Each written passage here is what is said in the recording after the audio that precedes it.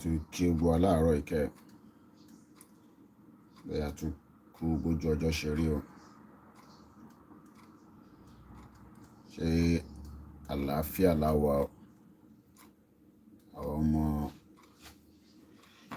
ọmọ Odùduwà,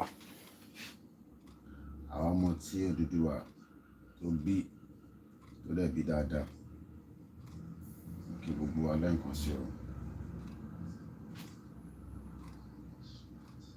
Happy New Week. A tún ṣe fẹ́ bẹ̀rẹ̀ ọ̀sẹ̀ tuntun báyìí. Ọlọ́run jẹ́ ká àdúrà wa kó gbà ju bó ṣe yẹ lọ. Àní kúkú ṣe lásán.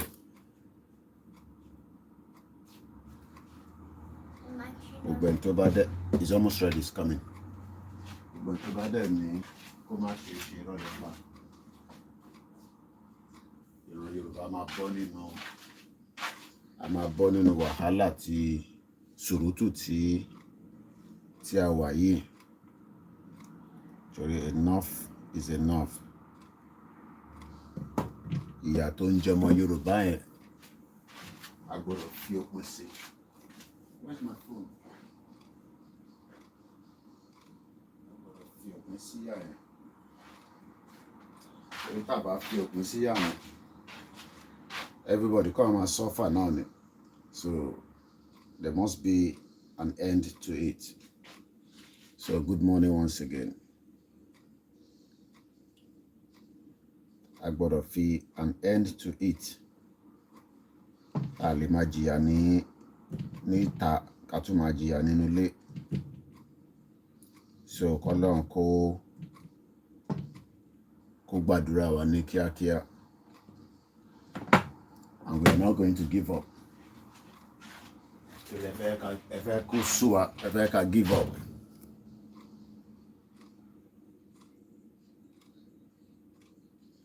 But I need give up. I need give up. So we remain absolute and dedicated. So lọ́lẹ̀ lẹ́pa.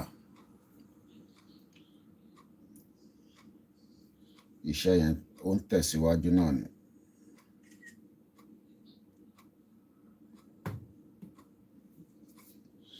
It's just a matter of time.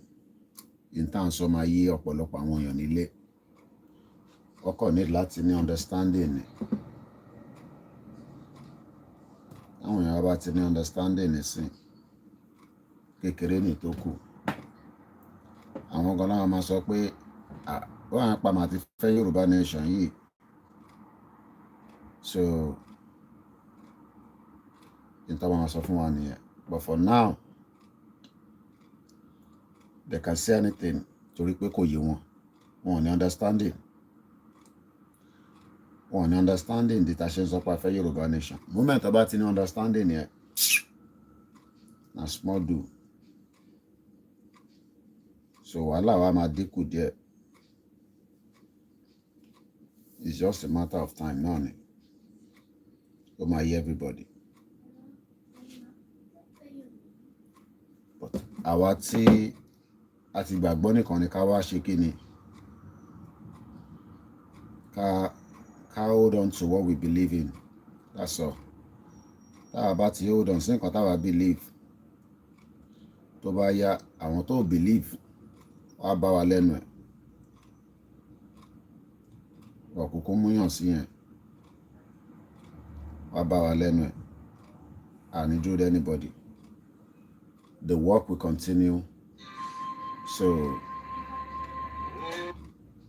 iṣẹ́ yẹn a máa tẹ̀síwájú náà ni. As simple as that. And at the appropriate time, ẹni tẹ́ kó dá sí tó dá sí òun náà dá sí tó bá yá. Ẹni tó dẹ̀ fi dá sí náà lásìkò bá tó á dá sí. Bọ̀tàwọ̀ ni wá dúró pé ó yẹ kí gbogbo wa dá sí lẹ́sẹ̀kẹsẹ̀. Ẹ bá dá sí ẹ bá má dá sí nísìn problem tí nìyẹn. If everybody not the more affected. If not about it, you affected in any way. I'm a beg boy oriented ballet. I beg, hey, I join Yoruba Nation. Hey, clear data, if you join Yoruba Nation. Everybody, low money understanding at over this stage. I don't know, understanding like yourself. Òun ló máa ṣe ẹlòmíì gan ló ṣe máa bá wa ṣe campaign tá a sanwó fún òun lẹlòmíì ṣe máa bá wa ṣe ìdí ẹni ẹbí ṣe breakfast jàre campaign tá a sanwó fún òun lẹlòmíì ṣe máa bá wa ṣe it's just a matter of time ó kù díẹ̀ ni ẹ jẹ́ ká gbọ́ ẹ̀gbọ́n mi jáyà.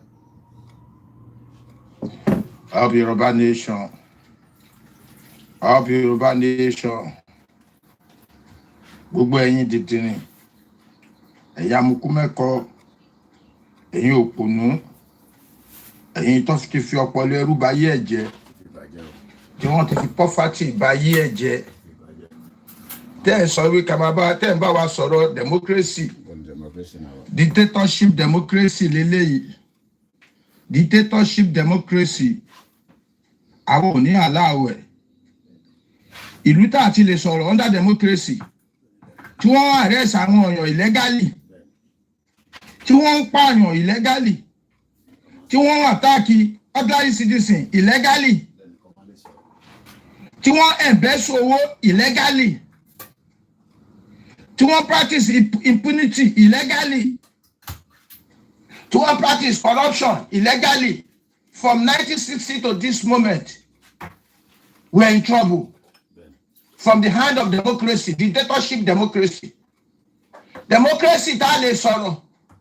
Democracy tí wọ́n lè report to incident and atrocity tó ṣe nílùú.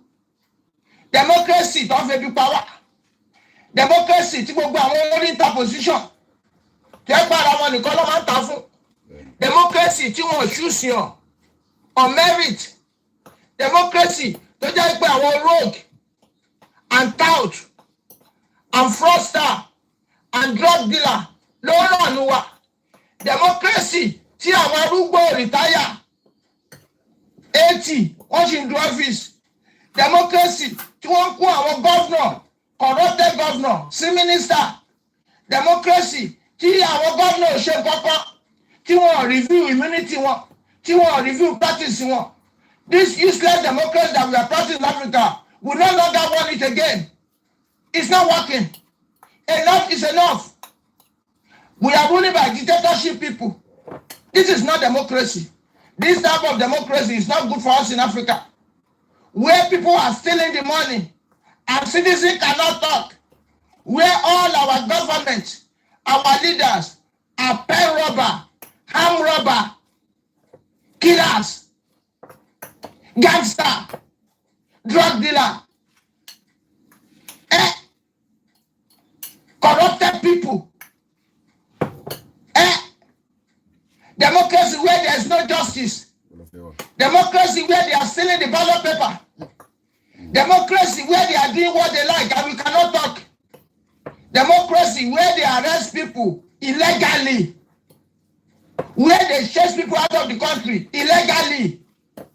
Why we don't have military? Military never treat us like this. Military never treat us like this. We never say military that chases other people in the country. They only chase politicians. Yes. And the people, they have business together. We haven't seen any military that chases ordinary people. Show me. Under military. Making it. All our infrastructure was constructed by military. This democracy did nothing for us. This is a gangster.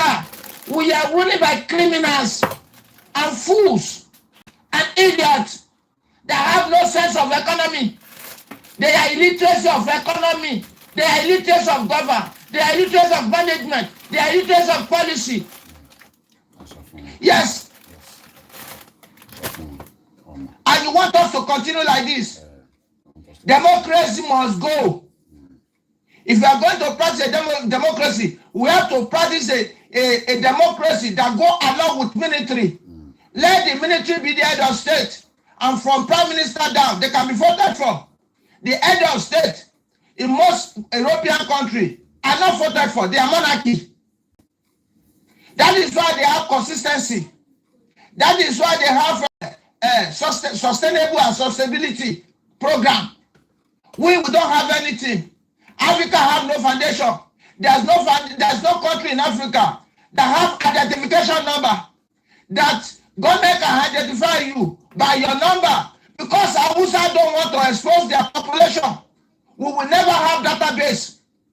No database for 63 years. No border control for 63 years. No food for 63 years. No good government for 63 years. No good system for 63 years. We are suffering and smiling. And you are arresting our people, ordinary people, illegally. Everybody fi Tamalorun sílẹ̀. Ejide Tamalorun kò lè lóṣù méjì ní prison. For what reason? Where is our human right? Why are you violating our human right? And you don't want us to talk. All the leaders. But without any leaders. Òyìnbó tó bá ibú àkùrọ̀ lọ́wọ́lọ́wọ́ àwọn simulation. Dúdú ń jà fọ́ọ̀rùn ọ̀run tí ó resist. Kò sí kan tó dọ̀run. Kò sí àlùjọ náà, kò sí náà. When you die, you die. Soul doesn't go nowhere. Okay, tí soul ẹ̀dá bá lọ síbi kan, níbo ni soul ajá àtẹ̀rán lọ? Àbí wọ́n ṣe living things? Níbo ni soul màálù lọ? When we die, that is the end. Yes, a máa jẹrà pẹ̀lú ilẹ̀, a máa germinate, a máa contribute fertilizer sínú ilẹ̀ ni. Kò jù bẹ́ẹ̀ lọ, kò sọ̀rọ̀ kankan, dúdú ń du ọ̀run, òyìnbó ń dúró ayé, òyìnbó ń ṣe ìbọ̀wọ́ simulation, òyìnbó ń ṣe prayer, òyìnbó ń fi prayer jà. Yes, òyìnbó mú concept ọlọ́run wa, ẹ̀yìn ń du ọ̀run, òyìnbó ń dúró ayé, wọ́n jí wa ní resources, wọ́n progress, wọ́n develop, wọ́n ṣe àwọn nǹkan tó lọ́wọ́ ká má ṣe. Wọ́n ṣe simulation àwọn èlé ṣe. Àwọn ìdílé ní materials, ẹ̀dẹ̀ ní ká máa wò, ọ̀pọ̀lọ ẹrú làdúrà, ọ̀pọ̀ òyìnbó ń gbàdúrà. Yes, tó òyìnbó bá gbé pẹ̀lú ẹ 20 years, kò ní fi gbọ́kàn sọ pé fada adìyẹ fún, kò mọ̀ ọ̀kan tó jẹ́ bẹ́ẹ̀. Òyìnbó ń gbàdúrà fúnra wọn. Bẹ́ẹ̀ ni wọ́n ṣe pé. Ẹ wo bí ilé ayé wa tá à ń gbàdúrà fúnra wa, tá à ń ṣe pé. Ẹ wo bí ilé ayé gbogbo wa, ẹ bí o bá Áfíríkà ṣe rí. Àwa rí àwọn tó fẹ́ tún ilé ayé wa ṣe, àwọn young guys, àwọn military tó lè bó òyìnbó fa, tó lè lé òyìnbó dànù, Tinubu ló tún fẹ́ lọ pa àwọn yẹn, ó ń jà fún òyìnbó. Ẹ wo ọpọlọ ẹrú lẹ́ni. Ẹ lè develop. Tẹ́ ẹ bá já gbogbo ọpọlọ ẹrú yìí dànù. Ẹ já lé ilé ayé. Èyí tẹ́ ẹ bá jẹ́ ayé máa gbé fò. Ẹ gbàgbé concept pé ẹ ṣe religion. Irọ́ ni gbogbo ẹ̀. Sàkámà ń jẹ́ ni. Èèyàn lọ́dọ̀ gbé sílẹ̀. Wọ́n dẹ̀ ti tọ̀ wá bọ̀ láti gbà wáṣẹ̀. Ẹ gbà bẹ́ẹ̀. Ṣé ìlú tó bá ń fún tó fún àmọ́ ẹ̀ lówó oúnjẹ? Ìlú tó ní good hospital? Ìlú tó ní system tó dáa? Ìlú tó mọ bá ti pẹ́ 16 tó máa gbalé? Ìlú tó mọ oníṣòwò school? Ṣé wọ́n ti máa kọrí sí church? Gọ́ọ̀mẹ̀ntì ló ń ṣe wá. Gọ́ọ̀mẹ̀ntì làjẹ́ tó lé yín kiri. Gọ́ọ̀mẹ̀ntì ló fẹ́ dúpá yín. Gọ́ọ̀mẹ̀ntì ní òkè kẹ́kẹ́ èèyàn. Ìgbà tí gọ́ọ̀mẹ̀ntì ò ní kọ́kọ́ tó create fúlù. Ẹ máa búra yín jẹ nínà. Ẹ máa búra yín jẹ nínà. Ẹ wo nǹkan táwọn western world tó ń ṣe lamulations. Àwa tọ́wọ́ àgbàdúrà. Ṣé àdúrà dá bọ́ọ̀mù dúró? Ṣé àdúrà ó lè di ayẹta kí mo máa ràn yàn? Orí yóò pè é sùn. Ìgbà wo lẹ pọ̀ lóko ẹrú? Ìgbà wo lẹ bọ́ lọ́wọ́ àwọn bàbá yìí pẹ̀lú bẹ̀rù? Ìgbà wo lẹ ní dìde? Yoruba Nation, àánú yín ṣe mí, àánú yín ṣe mí. Wọ́n gbé wa lẹ́yọlẹ́yọ, wọ́n pa wá lẹ́yọlẹ́yọ. A lè sọ̀rọ̀ nílùú, a lè complain nílùú. Wọ́n lè bá bandit jà, wọ́n lè bá Boko Haram jà, wọ́n lè bá kidnapper jà. Àwọn gọ́gọ́ lọ́kọ̀ ọ̀dà sí wa láàrin kọ́ máa dà wá láàmú. So ànírójú ráyè rí nǹkan tó ń ṣe.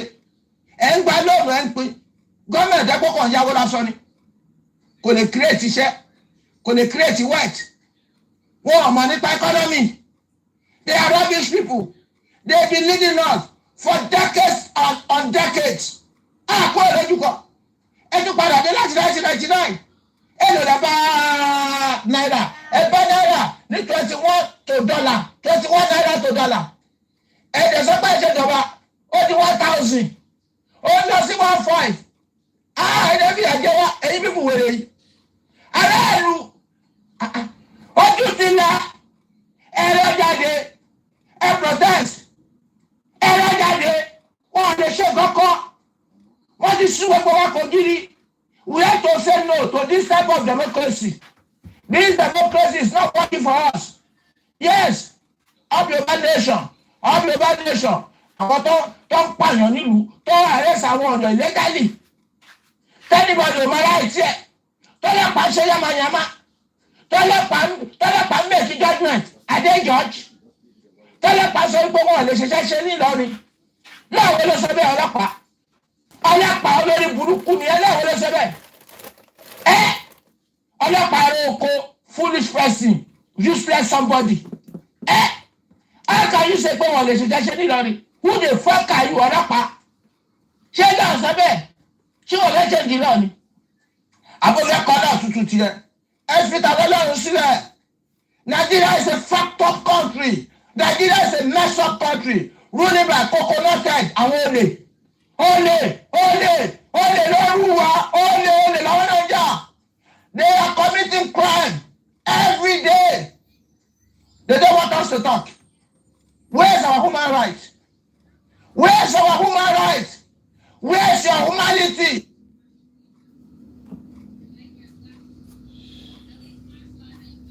Ó bá yá gbogbo yín máa bọ́ sí títì. Màá try láti catch up pẹ̀lú àbúrò mi ní Ifọ̀. Ó bá yá ẹ bọ́ sí títì. Kò tí ì mú yín ni. Kò tí ì mú yín nígbà àyà. Tó bá mú yín nígbà àyà, ẹ bọ́ sójú títì. Ẹ demand ẹ̀tọ́ yín. Ìlú yìí, èmi náà ń demand ẹ̀tọ́ mi. Ẹ ṣé bàbá mi Kọ́láwọlé fún Rose tẹ́ ń send sí mi.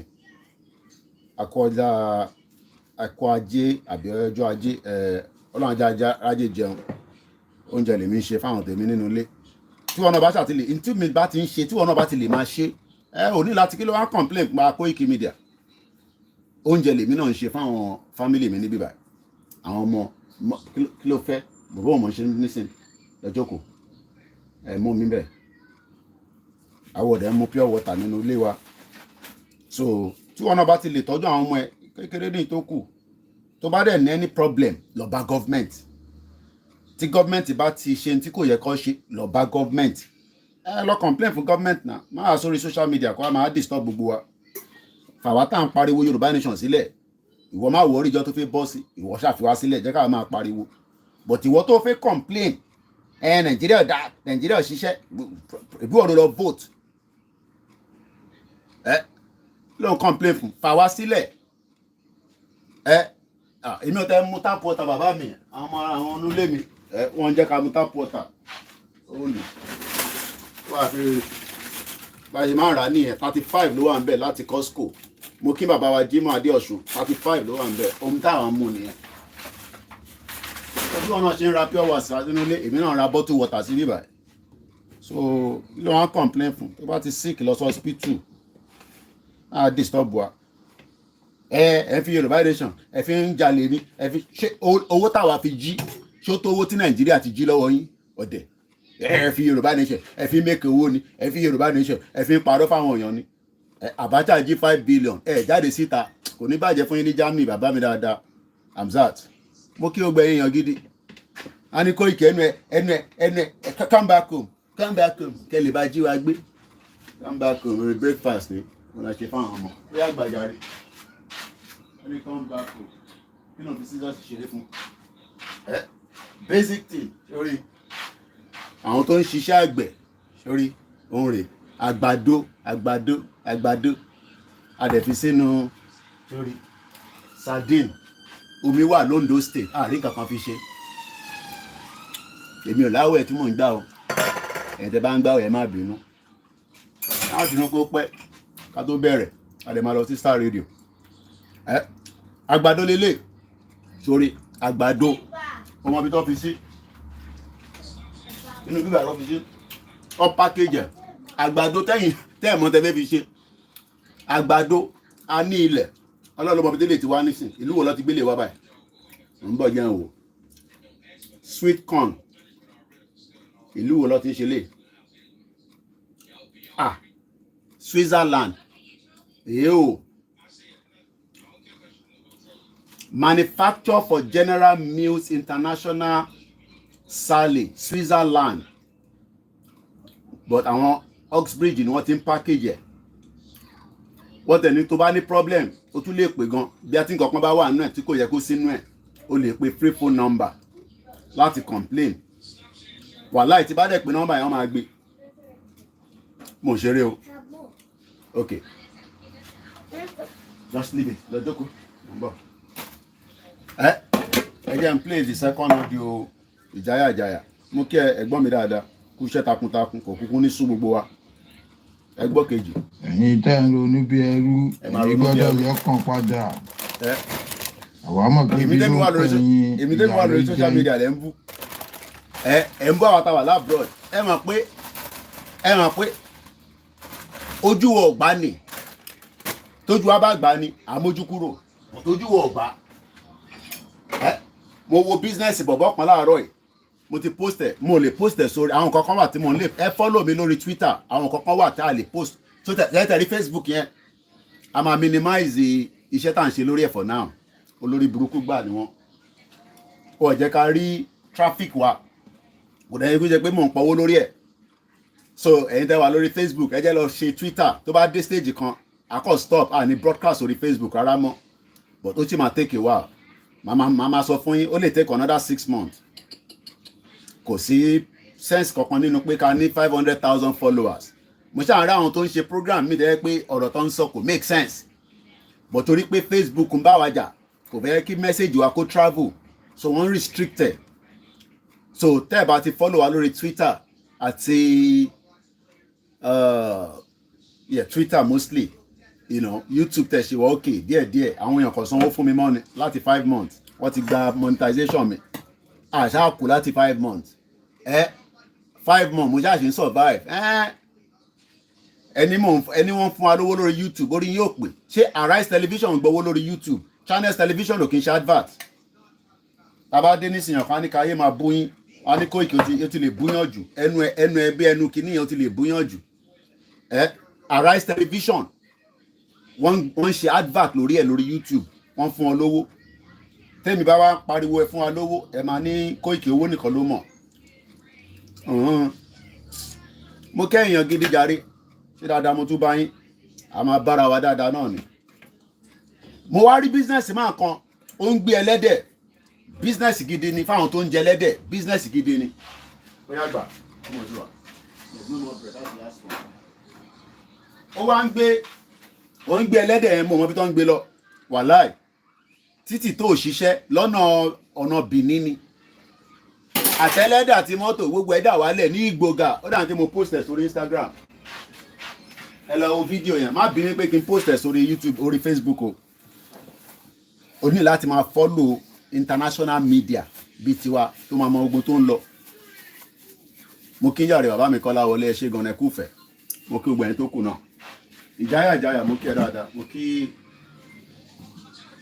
so tàbá ti wá lò tán bẹ́ẹ̀ àlọ́ sórí a ní omi l'Ondo State níbo lọ́ ti ṣe léyìí nísìn tuna chunk bread òun ló ń pelé wàá ra rẹpẹtẹ sílé èmi láìkí sardine nínú omi tomato àbí inú òróró a ní ẹja tó pọ̀ Ondo State olú ẹ̀ kó máa supply wa ní gbogbo ẹja orí tẹ́ ti gbélé wa nísìn ìlú wo lọ́ ti ṣe léyìí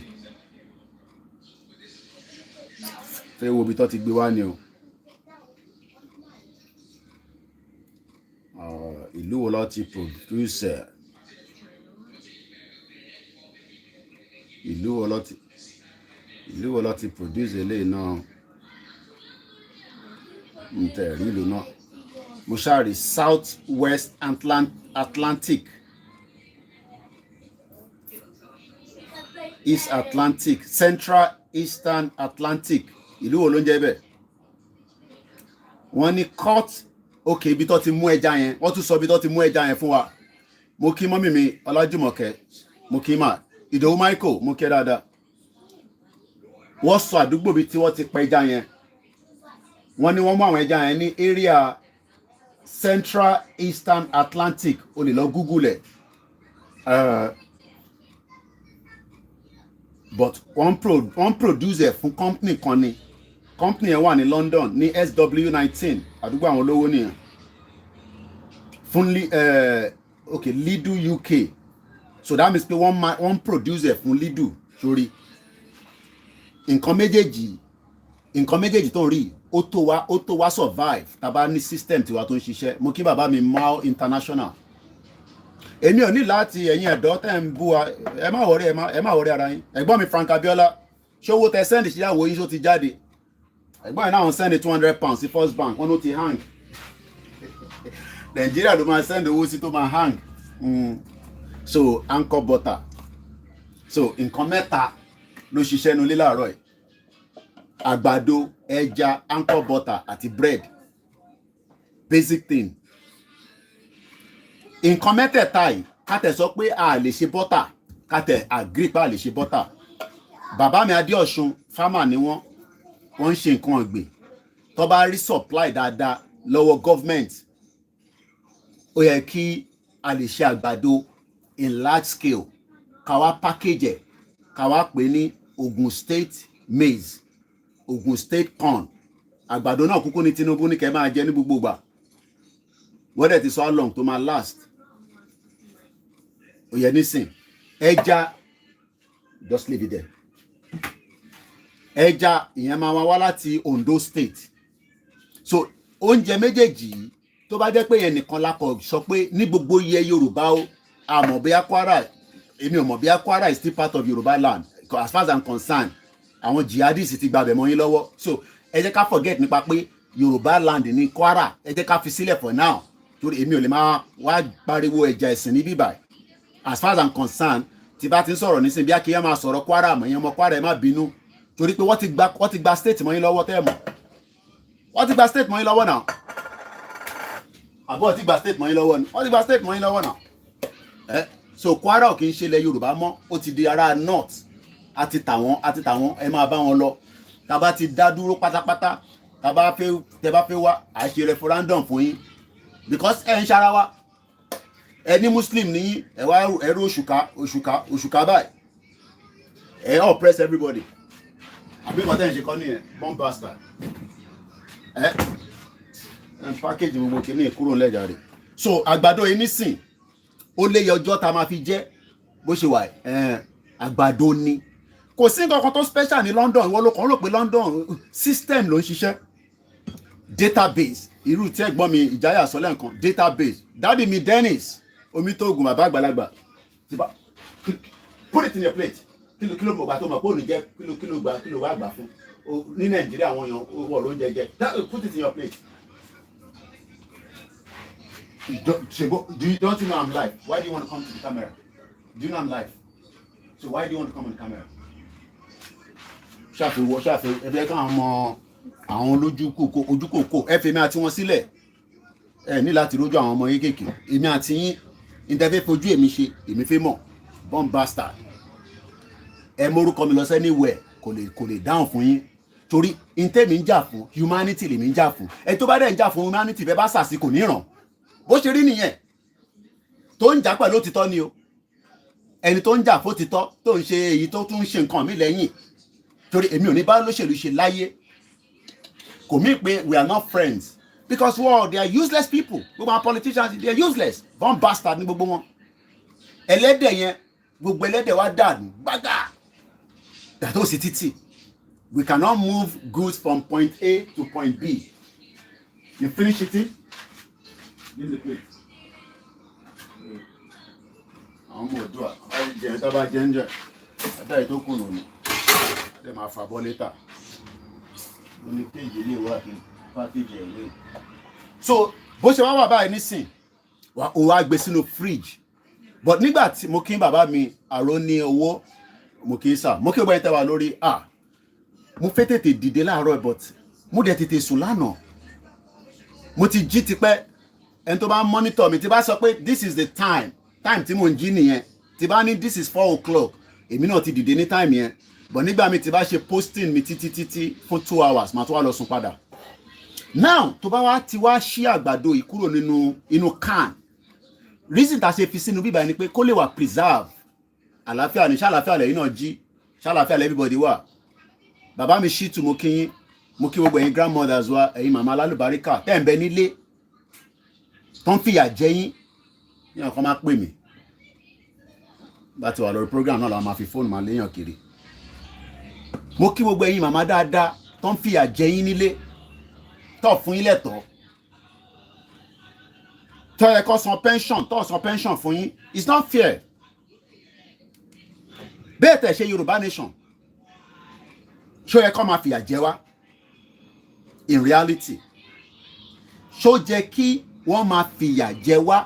Ẹ̀yin náà dáhùn yes or no. Ṣé tó bá jẹ́ pé mo kí bàbá mi Solid State, mo kí sà, kò ń ṣe pé a máa ń jáde láti wá bú ẹ̀yin tẹ́ wà nílé.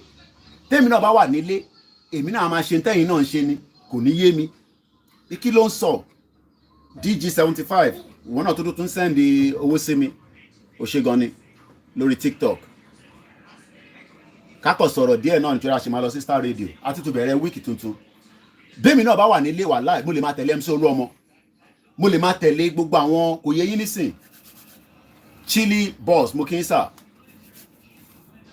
But èmi náà kọ̀ wà ní opportune pé kí n kúrò Nàìjíríà ni. If I was in Nigeria, look, mo lè jẹ́ ọmọ agbèrò tí màá máa gbowó títì, kò ní dá fún ẹ. Sanwó lẹ̀, ó sanwó lẹ̀ bá. Èmi náà lè máa ṣe something like that. But now, at one ní understanding technology, ẹ̀rí bá ṣe ń bára wa sọ̀rọ̀, tẹ́ ń rí mi báyìí. Kò jù báyìí náà lọ kitchen. Forget about gbogbo tó ń wò. Bó ṣe jẹ́ kí wọ́n náà máa live normal life lélẹ̀. Standard. Níwọ̀n tó bá wá ní owó tiẹ̀, o lè lọ ra lé. Tó bá délé àwọn ẹlòmíì, ọmọ, èmi rẹ́ǹtì eléyìí ni, kò ṣe mi mo ní. Renting lélẹ̀. Ó dẹ̀ ní nǹkan tá tún lè ṣe sínú ilé tó bá rent, bèrè lọ́wọ́ àwọn tó wà lábroad. Tó bá yẹ pé mi mo ní ilé yìí ni, ó láwọn kankan tí máa ti ṣe sí kitchen mi. So wọ́n má worry nípa kitchen, but in tó wà ń bẹ̀ ni pé ṣé oúnjẹ wà nínú kitchen yìí táwọn èèyàn lè jẹ? Ìyá mi Sanjo Beauty, ṣé wọ́n ń ṣerun ṣá? Tó bá ti ń ṣerun, tájé ń wọlé, kékeré ní tó kù. Ṣó wá rí àgbàdo yìí nísìn? Wọ́n á bèrè lọ́wọ́ rẹ̀ pé Kóìkì àgbàdo lélẹ̀. Bẹ́ẹ̀ ni àgbàdo ni. Kò jù báyìí náà lọ àgbàdo ni, àgbàdo. Ṣé mo pa àgbàdo la fi ń ṣe ọkà bàbà? Òun làwọn òyìnbó package báyìí. Tó bá já àwa náà nísìn, àwa náà ṣe àgbàdo, àwa ń ṣe ẹja, nǹkan méjèèjì yẹn lásán. Tó bá yẹ pé àwọn governors wa wọ́n wà loyal in 24 years, ó yẹ ká ti ní industry. Ìyẹn ò ní pé kí church máa wà, ìyẹn ò ní pé kí mọ́ṣáláṣí máa wà, ìyẹn ò ní pé káwọn oníṣẹ̀ṣe máa wà, but láàárọ̀ a máa láwọn tó máa lọ sí farm, ẹ lọ kó àgbàdo yẹn, ẹ kó lọ sí company kan, àwọn àwa bá yín wá yọ títí tó máa di báyìí. Torí pé a fẹ́ tún ta Southern African countries. Ẹ̀gbọ́n mi Moses, triple DRS, ẹ̀gbọ́n dáadáa, ẹ̀yin ti Woolish. Mo kí yín gbogbo yín. Ẹ má disagree pẹ̀lú mi. Ẹ kàn máa béèrè pé kí ló dé táwọn governors wa, àwọn olóṣèlú wa, even in Nigeria, why are they not doing the right thing? Why have they refused to do the right thing? Can you slow this thing? You slow it. I'm waiting for you. Slow it. Why are they not doing the right thing? All we want is just a basic life. Woolish lẹ́yìn náà ń gbé Woolish for life. Wàhálà yìí pọ̀ níbẹ̀ yẹn. Ẹ̀yin Nàìjíríà tẹ́ wà níbẹ̀ yẹn. Mo máa ń ná àdúgbò yẹn nígbà kan. Ó ní mákẹ́ẹ̀tì kan tí máa ń gbé wá tí máa ń wá síbẹ̀. Ìgbà tí mo dẹ̀ tí màá rí mo lọ́mọ kan náà lérí àyẹn ní Woolish yẹn. Nígbà táyì tí màá rí dáyé ṣe boy. Ọmọ yẹn náà òun náà ti ní ọkọ nísìn. Ọlọ́mọ ti kẹ́ òun náà. Olúkálùkù ti dá wà. Kọ́lọ́n dúró ti gbogbo wa. Ṣẹ́rẹ́ ìtẹ́ máa wá tẹ́ máa ń sọ pé ìrẹ́pọ̀ kí ni? Okay, this is a basic life.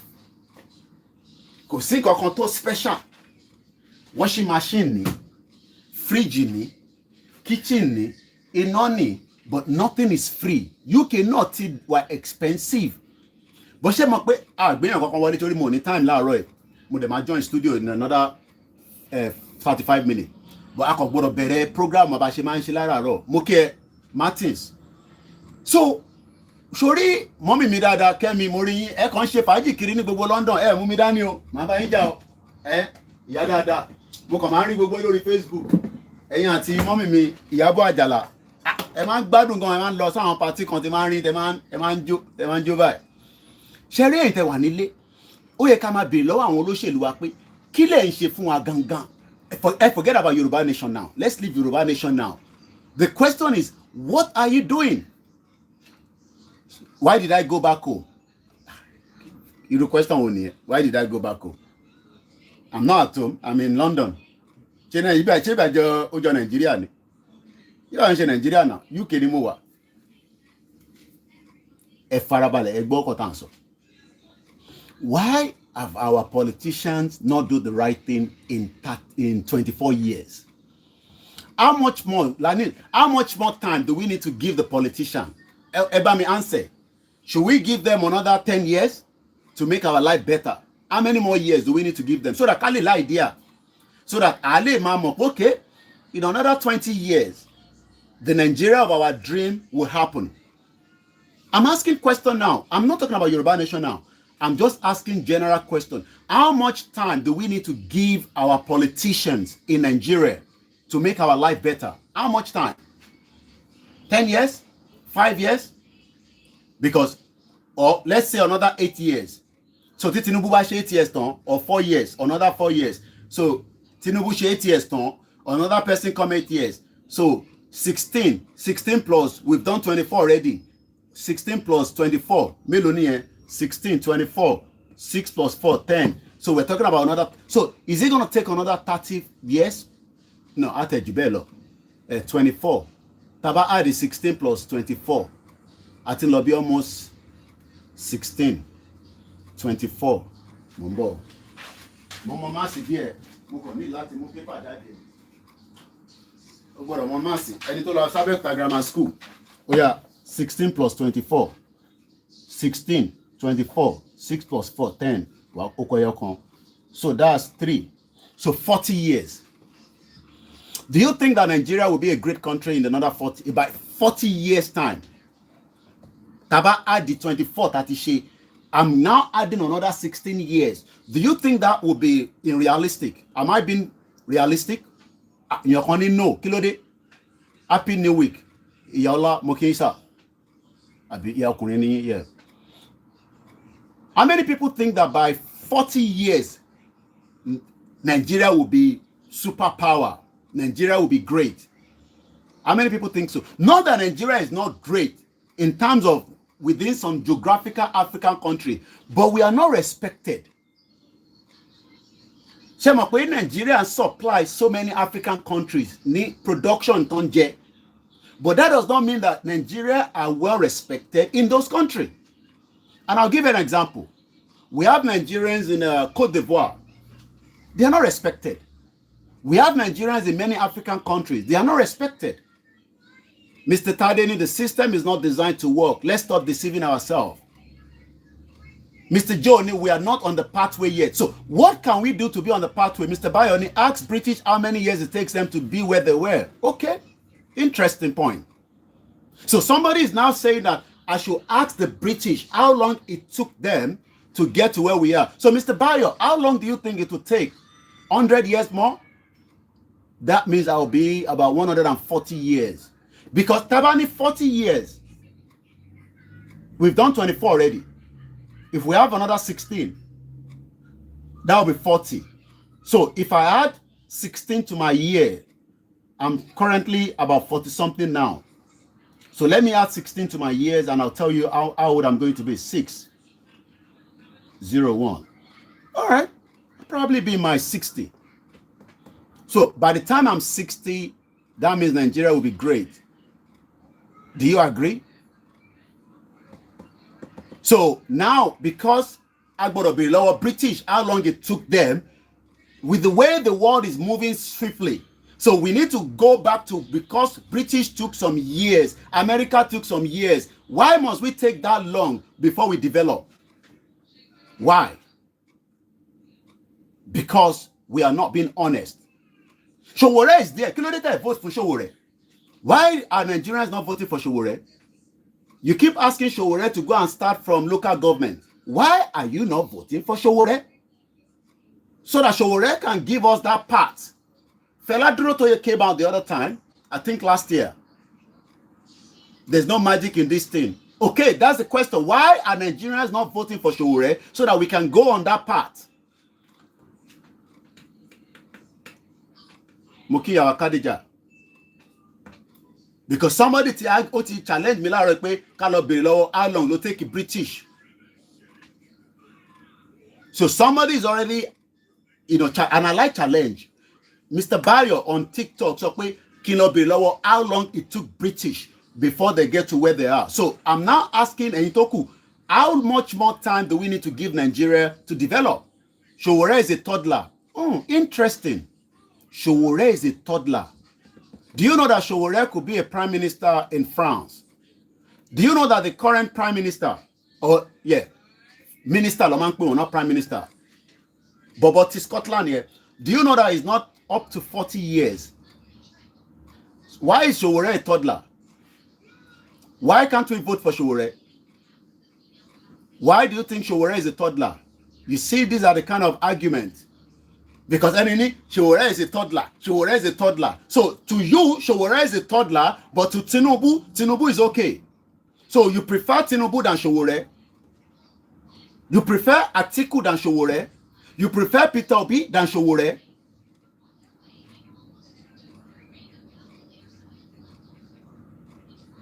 I can tell that some of you have a lot of problem. I can tell. Some of you have a lot of problem. The reason why you will never get what you want in Nigeria is because I can share your corner. Otumba, thanks very much for the rose. The British, tell you so, one more way, Toba fiwa sile ni trajectory or trajectory bita watele, we will beat them. So what they did is exactly why we are arguing today. Wako Hausa, Wako Igbo, Wako Kanuri, Wako Bugowa, Wako Apapo, and they push it on us. Nígbà táwọn bàbá Awólọ́wọ̀ àti Amadu Bello àti Zik nígbà tán negotiate in Nigeria, èmi ti débẹ̀ rí wọ́n pè ní Lancaster House. Lancaster House took 2 years for the negotiation of Nigeria independent. It took 2 years, 2 years negotiation of Nigeria. But behind closed door, again, British was working with the North. I don't think some of you know that. Do you know that? Do you know that it took 2 years? 2 years, 1957, 1958. They were sitting down and debating how are we going to hand over back Nigeria to you after they've done what they call the amalgamation so that it will give us what it calls independent. Independent and Soleni, that is not what we got. And that is the reason why there's friction in the country. That is why we cannot love each other. Because one more yetele, the British said, okay, we're going to give independence. We want to give independence. But it took 2 years negotiation. And that is why they gave us regional government. Kolukalukulo manage region. Are we managing our region today?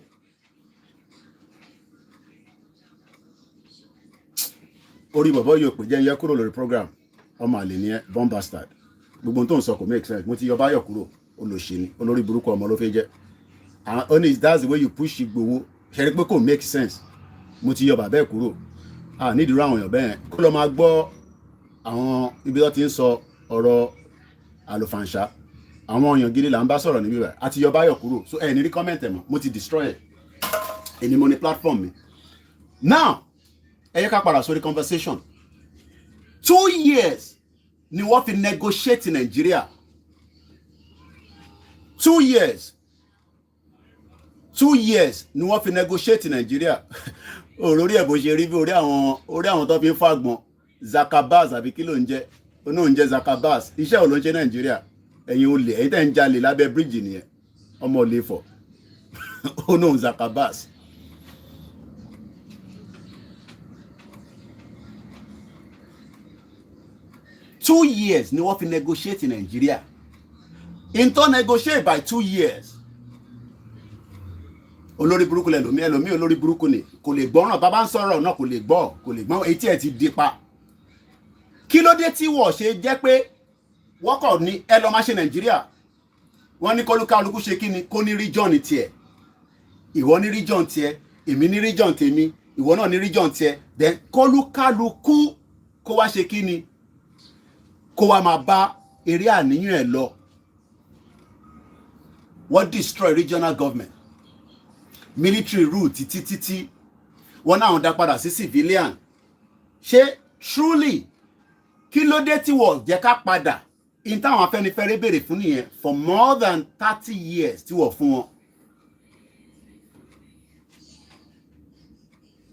Àbọ̀rọ̀ wòye yín nísìn is because wọ́n mọ̀ dájú pé there is what they called there will be no unity among us. There will be no unity. So today, everybody is now looking for, hey, we vote Peter Obi. Why did you rig Tinubu in? We vote for Atiku. If everybody had their region, Tinubu will not have to be the president of Nigeria. But today, that friction will not give us peace. That friction will not give us unity. There will never be unity in Nigeria. There will never be unity in Nigeria. You are looking for unity, but you will not get it. You will never get the unity in Nigeria because the unity is not going to be there. That was why it took 2 years to negotiate the independence of Nigeria. That was why it took 2 years to do the negotiation of Nigeria. So everybody's looking for one unity. But how do we find that unity? How do we find this common unity? We say, let's go back and now ask for self-determination. Some people are saying, what is self-determination? Why must it be self-determination? Why can't we wait in Nigeria? But most of you don't know that Nigeria is British Empire. Nigeria is British Empire. As long as you can find the benefit of Nigeria in your own heart, then look at the advantage and disadvantage against self-determination. So what is the benefit of Yoruba Nation? Just ask yourself, what is the benefit of Nigeria? That's all. What is the benefit of Nigeria? You should be able to tell me what is the benefit of Nigeria. As long as you can have the benefit of Nigeria. Because the benefit of Nigeria,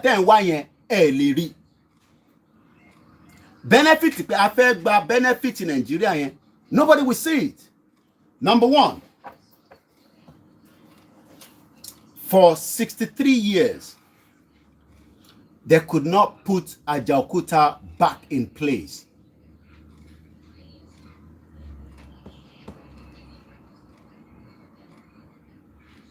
Nigeria remained the capital poverty of the world. Number one, in the whole world, Nigeria is the capital poverty of the world. As of today, there's 130 million Nigerians living in abject poverty. 130 million. As of today, Nigeria is also the number 6 when it comes to global terrorism index. Number 6. Odimeji. When it comes to peace around the world, we have about 163 countries that have looked up to. Nigeria is number 144. Tiko si peace ninue.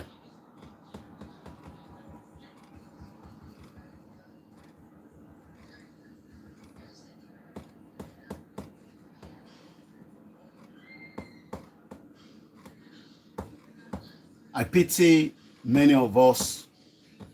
I've included myself.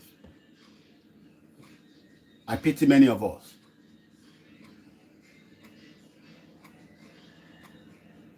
I can feel your pain. You will not find it done by the government official. They cannot handle it. And in a society, Mojila Roy, I was looking at our Prime Minister. Also, let me bring my. Okay. Prime Minister Wansoro, now Roy. Which is sooner. Let me start preparing myself for the studio. Because time to Lord, dear. Also, supporting mothers and family with childcare. I was looking at that this morning, which is Sunak. Your government have failed you, but you don't want to accept the truth. Òtítọ́ dẹ̀ máa ń korò. Problem tí púpọ̀ nínú nísìn ni pé pain yín ẹ fi wá gà sórí àwọn kan. Àwa kọ́ la create pain Nigeria. The pain of Nigeria, let me show you that this is a business, one man business, was destroyed. Okay, Ashaketi play. Very good. Good of him. I hope he's doing very well.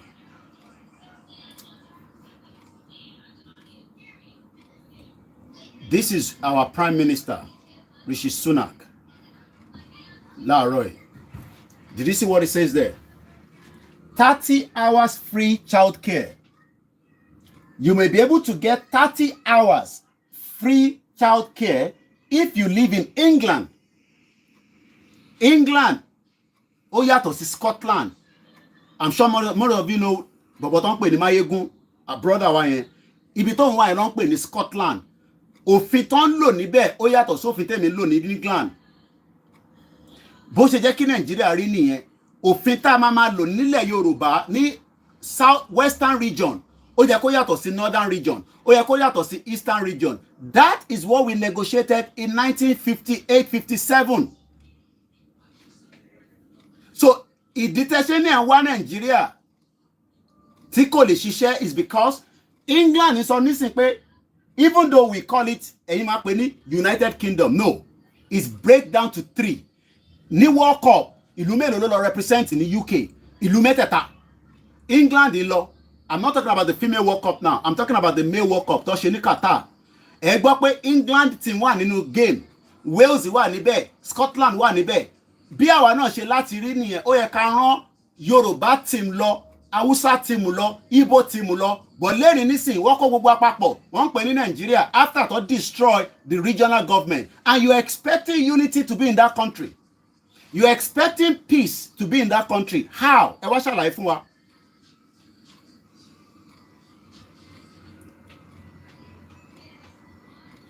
This is a country. Only ẹ wá gbọ́ nǹkan tó kọ. Only tó bá ń gbé ní England ní gbé nísìn.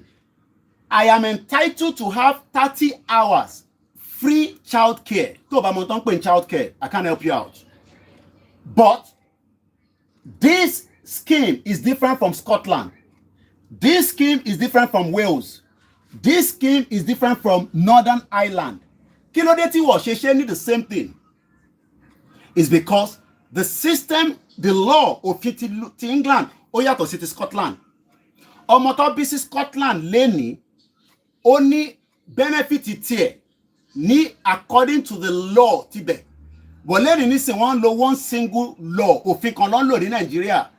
I'm asking you, is that law working for you as a Nigerian?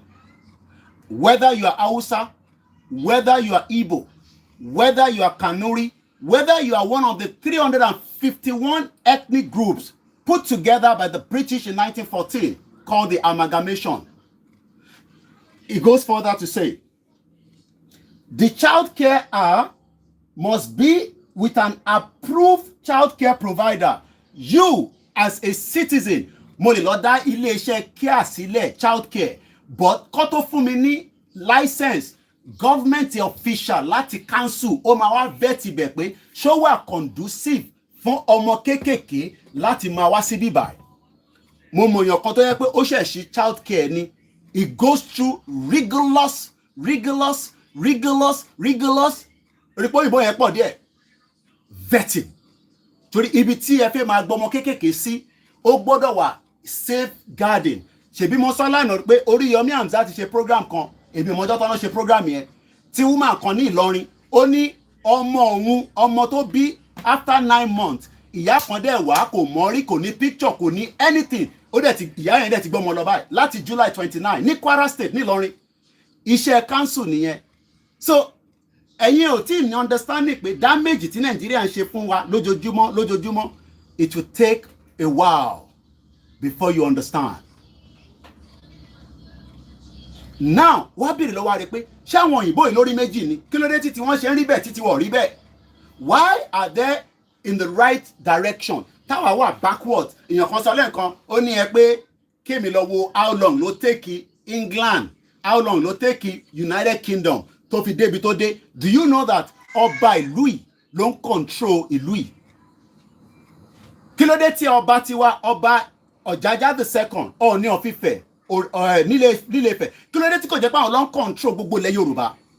Ó ṣe jẹ́ politician because àwọn òyìnbó ló gbà yẹn, wọ́n gba àṣẹ kúrò lọ́wọ́ wọn, wọ́n ti gba àṣẹ kúrò lọ́wọ́ àwọn ọba, wọ́n wá gbé àṣẹ yẹn lé àwọn politician lọ́wọ́. But ní UK tèmi wáyé wọ́n kọ́ tó lè sọ pé wọ́n ti mú prime minister, á kọ́kọ́ lọ sọ́dọ̀ ọba ló máa wá sọ pé yes òun accepted kó lọ máa ṣiṣẹ́ on her behalf.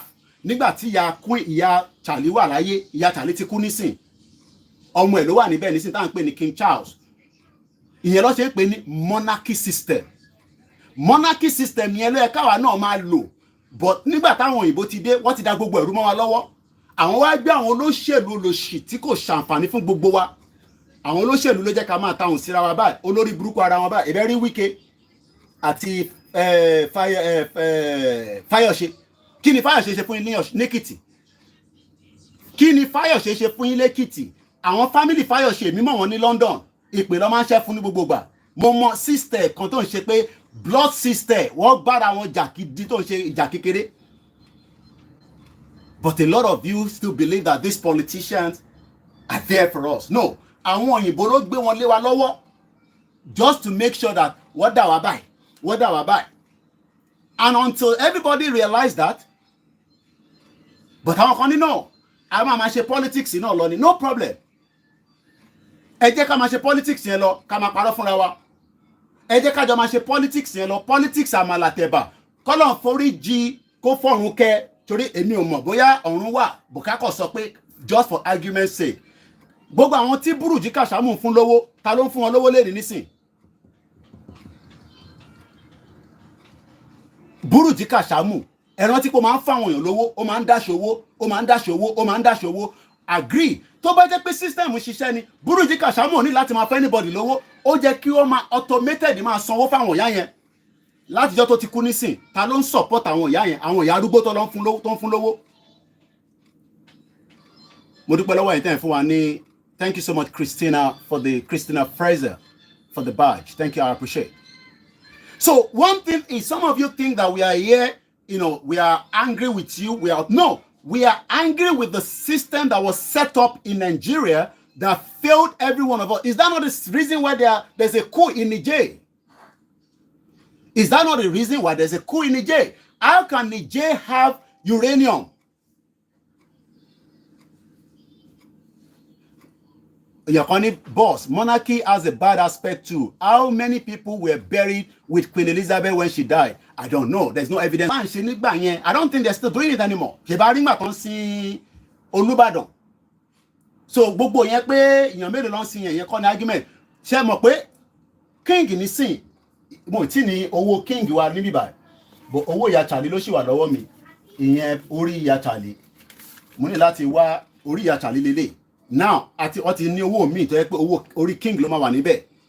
Àwọn mo kí bàbá Prophet Ogundele, àwọn ṣe sọ pé kí monarchy yẹn máa control government, but lọ́dọ̀ tiwa wọ́n allow àwọn ọba ilẹ̀ Yorùbá kó máa control government, káwọn olóṣèlú máa wá ṣiṣẹ́ fún wọn. And that's why today our royal àwọn ọba wa, the politicians don't respect them anymore. So now, looking at this now, just like I've been explaining, you can see that only this scheme is going to be different in Scotland. Oh my God, in Wales, oh my God, in Northern Ireland. The child care must be an approved child care provider. Stops when your child starts in reception classes. You may have to pay for some extra cost like a meal, nappy, or trips. You can apply online. Oh, need láti lọ mọ anybody. Lẹ́ni nísìn, kẹ́tó fẹ́ ṣe nǹkan kan ní Nàìjíríà, ẹ mọ̀yàn ní council, ṣé ẹ mọ̀yàn ní Aláwùsá. Why do I need to know anybody ní Aláwùsá kí tó ṣe tí mo fẹ́ ṣe? Àìbẹ́ni kankan wọlé, so kí ọ̀kan má send a request. Mo sorry gan. How can you use 30 hours free childcare?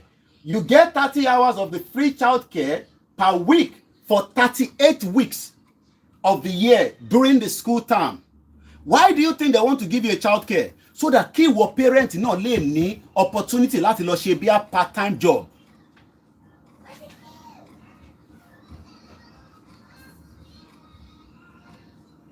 Now, what was so eligibility? Kí ló mean by eligibility? Kó tó lè no fẹ́ gba 30 hours yẹn náà, ìwọ náà a gbọ́dọ̀ mọ̀ pé nǹkan kan la máa gbà lọ́wọ́ wọn náà. Give and take in the government. Give and take. Òun níjọba, ìjọba máa ń fúnyàn, ó dẹ̀ máa ń gbà lọ́wọ́ èèyàn. Àbúrò ọmọ yẹn nísìn. Give and take. Òun níjọba. Give and take. Òun ní government. Government gives and government also expect to take back from you. Part of the government fi ń gbà lọ́wọ́ wa ni pé I pay tax as a business owner in this country. Wọ́n bí ẹ̀dá accountant mi mọ̀ gbà tí a gbọ́dọ̀ submit tax kíní wa tax return. Nínú tax yẹn nísìn ló fẹ́ fi support child care fáwọn tí wọ́n fẹ́ ní kó lọ ẹ jẹ́ ká wá gbọ́ eligibility. Eligibility. Your eligibility depends on if you are working. Ó gbọ́dọ̀ máa ṣiṣẹ́. That is number one. That is part of your eligibility. Either employ, self-employed, or both. Kí ló ń pè ní self-employed? Most of you should be self-employed. Kò ń ṣe gbogbo ẹ̀ ló gbọ́dọ̀ ṣiṣẹ́ pẹ̀lú olóṣèlú. Most of you should be self-employed, where you can be running a small business. No matter how small the business is, that business must be supported by the government policy to make sure that you can prosper as a person and then help the community. But today, many of you don't have a good business because everybody wants to go into politics because but in reality, that is not where the money is. That is where the policy láti máa jáde láti fi support ẹ̀yin olóṣèlú. But ní Nàìjíríà, ẹ̀yin bẹ̀rù olóṣèlú. Olóṣèlú ló yẹ kó bẹ̀rù ẹ̀yin. Ní abroad, olóṣèlú máa ń bẹ̀rù citizen nítorí pé wọ́n mọ̀ tá máa ṣe fún wọn. We can recall them back. Ìyẹn number one. Number two, your income, owó tó ń wọlé fún ìwọ àti wọ́n pé àwọn kan ní your partner's income. Kò sí point kí government fi fún ẹ ní 30 hours nígbà tó make owó tó dá. Àwọn kan need láti gba government 30 hours. If you're making about 6, okay, so expect the footballer nísìn kó gba 30 hours. No. Gbogbo àwọn footballer tẹ́yìn lọ ń wò yẹn, àwọn Premier League yẹn, àwọn need owó, bọ̀bọ̀ kan ní sọ́nà àpọ́nà yẹn, òun ní the highest signer bí kíní kan, I mean, follow football lọ bẹ́ẹ̀. Some of them are making good money. So you don't expect somebody like that. I'm going to Iwasile because money láti push Star Radio quickly. So what I'm just trying to explain is the next one is your child's age and circumstances. How old lọmọ yẹn? Púpọ̀ ilé ọmọ kékèké nílé nísìn, ó yẹ kó lọ sí child care, ká lọ support wọn, but ẹ lè gbé wọn lọ síbẹ̀ torí pé ẹ lówó lọ́wọ́. Okay, ó fẹ́ ìyàwó ẹ̀, okay, wọ́n ti lọ síbi iṣẹ́. Ìyàwó ẹ̀ wà nílé, ìyàwó ẹ̀ náà fi sáré lọ ṣiṣẹ́ kékeré, ẹ wá lọ gbé lọ sí child care. Kò ń ṣerú tí wọ́n jẹ́yàn gbé ní Ìlọrin. Ẹ lọ́wọ́ Oríyọmí Hamzat. Woman yẹn sunkún, ó ní ọmọ òun ní July 29, kò mọ woman yẹn rí. Wọ́n pe kíní kan ní safeguarding. How can you allow somebody to take care of your child? Oh, the many eri. Ṣé rí pé we are stupid people. Ẹ máa fi Yorùbá ṣe, ẹ Yorùbá ní ẹ kálọ̀ kó ṣàánú wa, èmi náà wá ń ṣàánú ẹ̀. No, you don't do that. because àmọ́ bóyá woman tó ó pe rẹ̀ ní ìyá ìbejì nísìn, àìmọye àwọn ọmọ Igbo tó gbọ́ Yorùbá, àìmọye àwọn ọmọ Senegal tó gbọ́ Yorùbá, àìmọye ọmọ Cameroon. We have different people living in a country where you have a porous border. So irú woman yẹn nísìn ó play gamble pẹ̀lú ọmọ ẹni. Mo ti sọ fún ìyàwó mi pé kó lọ tún bá ìyàwó ẹ̀ sùn, kó wọn àtọkọ ẹ̀ bára wọn sùn, kó lè bímọ mi, kó forget pé òun bímọ rí. Program yẹn wà lórí Yomi Hamzat, àwọn tó wo program yẹn mọ tí mò ń sọ. Woman yẹn lo ìjáàbù báyìí, ó ní ìyá ìbejì ló pé rẹ̀. Oríyọmí béèrè lọ́wọ́ ẹ̀ pé ṣe ní picture, kò ní picture, ṣe ní telephone number. How can you be so careless with your child? How can you be so careless? How can you be so careless pẹ̀lú ọmọ ẹ? How can you be so careless? Because kò sí tó ń pè ní safeguarding. Ní safeguarding ní Nàìjíríà. Kí ló ń pè ní safeguarding? A gbọ́dọ̀ protect gbogbo ọmọ kéékèèké, a gbọ́dọ̀ protect minor, a gbọ́dọ̀ protect arúgbó. Gbogbo arúgbó kọ́ lẹ̀ pè láìjẹ́ nísìn. Your immigration status. British gbọ́n, wọ́n mọ̀ pé àwọn illegal immigrant, àwọn tí wọ́n tí níwèé, àwọn náà wà nínú system. So irú ẹbí torí ẹ̀ làwọn èèyàn ṣe máa ń wá ọ̀nà wo la lè fi wọ UK, Koiki, ọ̀nà wo la lè gbà wọ UK, ọ̀nà àwọn kan máa sọ fún yín pé ọ̀nà báyìí dá, èmi ò mọ̀ ọ̀nà kankan tí wọ́n lè gbà wọlé. Problem tẹ̀ nìyẹn. Ìgbà tẹ́mi náà fi wá, mo dé bíbà ìfúnra mi ní 1998. Èmi dẹ̀ lọ ṣe visa ni, mo lọ fún interview, ẹ̀yin tẹ̀ wà lucky nísìn. But we know that there's a lot of different routes táwọn èèyàn fi ń ṣe kí ni tó fi ń wá sí UK lénìí. Oríṣiríṣi ọ̀nà làwọn èèyàn fi ń wá sí UK. Mo mọ àwọn family kan tó yẹ pé wọ́n ṣẹ̀ dé ni, ọkọ, ìyàwó àtàwọn ọmọ yẹn fẹ́ tó 1 2 3 I think ọmọ mẹ́ta. A whole family wọ́n wá on a scheme ni, wọ́n aláwọn kan ṣiṣẹ́. But UK wọ́n sọ nísìn pé immigration status ẹ ó máa matter. Your immigration status will matter before we can allow you to get onto the scheme. Now, wá béèrè pé báwo ni UK ṣe fẹ́ mọ̀ bóyá immigration status mi ó matter? Tó bá apply fún scheme yìí nísìn, wọ́n máa béèrè details ẹ̀, wọ́n á ní kó impute ẹ̀. Tó bá dé stage kan, wá béèrè àwọn nǹkan kan tó ò ní lẹ́ni nísìn ní Nigeria. Do you know that everybody gbogbo okay wàdúgbò ẹ̀ nísìn kó jáde sádùúgbò ẹ̀ kó wá béèrè pé àwa tá ń gbé ládùúgbò ìgan mélòó ni wá? Ṣé gọ́ọ̀mẹ̀ntì mọ gbogbo wa? Wọ́n lè mọ gbogbo yín because ẹ̀ sí lórí database. Ẹ̀ sí lórí any kind of database. Ẹ̀ sí lórí any kind of database. And that is why today anybody can walk in, kill you, and then they're out of Nigeria. Because you have a porous border. You have a border that cares less about who comes into Nigeria and who goes out of Nigeria. I wish you the best of luck. But make sure you hold your representative. That is your priority. Don't come and hold me. Don't tell me come to Nigeria. I don't have any business in Nigeria. My business is here. UK, lo dá wàhálà sílẹ̀. Ibi bá lọ ti dá wàhálà sílẹ̀. I will deal with it from here. They don't have to come to Nigeria when they were dealing with their problem. The amalgamation of Nigeria was done just about 1 hour away from my house. And when you deal pẹ̀lú, so coming to Nigeria is not the issue. You don't have to take the message. Or you don't have to love the messenger. Just take the message. Hey, like òtítọ́. I know that. And some of you just want to be in my position. If you want to be in my position, get a visa and come to London. That's all. And if you think you're okay in Nigeria, fair enough.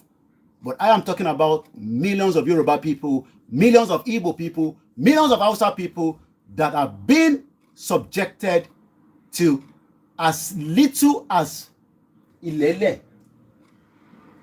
There's no humanity. And if you don't know, I give you the last one.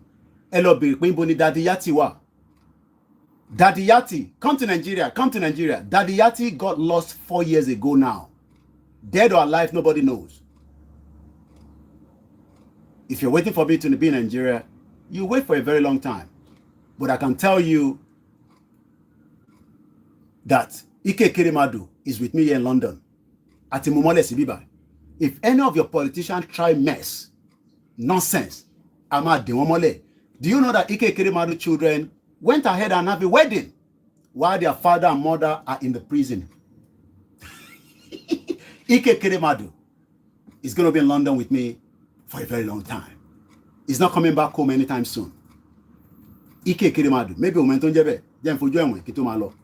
Ike Ekweremadu is here in London with me. If any of your politicians try mess, we will make sure we sentence them to prison here. Ike Ekweremadu lè padà wá sílé láti wá ṣe ìyàwó ọmọ ẹ̀. Kódà wọ́n máa sọ fún prison ni pé àwọn ṣe ìyàwó lọ́wọ́ lè dúró dé bàbá yo. Torí Ike Ekweremadu is going to spend nothing less than 8 years in the prison here in UK. Government on ṣe lọ́wọ́lọ́wọ́ á ti tán kí Ike Ekweremadu tó padà. A máa dé mọ́lẹ̀ sí bíbá. I am not coming, but all your politicians, Ibori, 100 million tó gbé sí UK, a máa confiscated.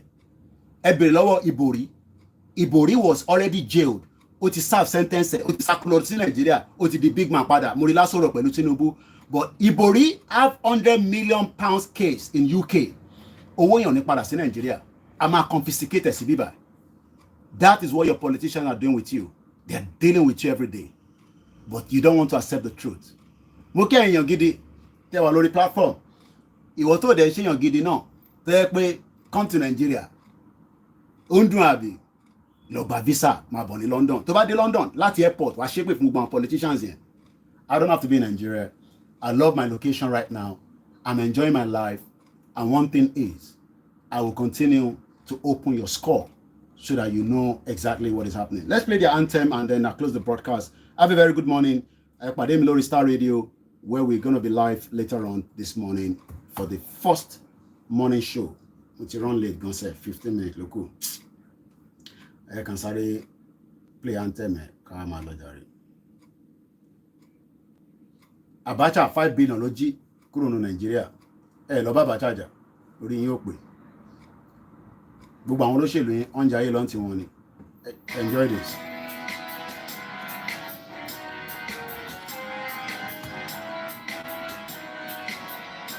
Iṣẹ́ wa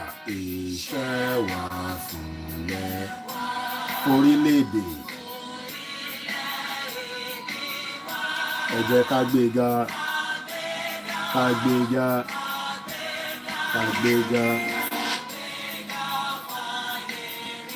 Ìgbàgbọ́ láti bẹ̀rù. Ẹ jẹ́ ká ṣiṣẹ́.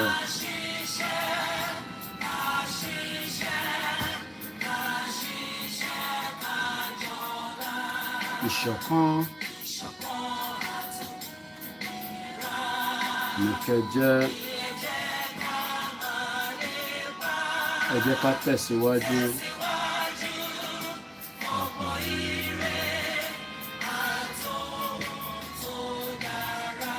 Ẹ̀yin ọmọ Odùduwà. Bọ́ sí ipò. Àwa ni ìmọ́lẹ̀ Ògo Adúláwọ̀. Àwa ni ìmọ́lẹ̀ Ògo Adúláwọ̀. Bye for now.